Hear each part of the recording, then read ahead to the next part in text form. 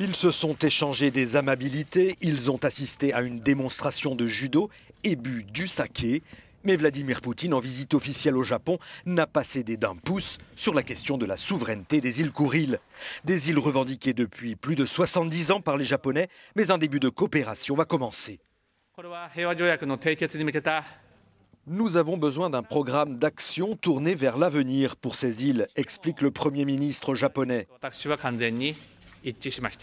Le Japon et la Russie se sont mis d'accord pour démarrer des négociations via un dispositif spécial pour mener des activités économiques communes dans ces 4 îles.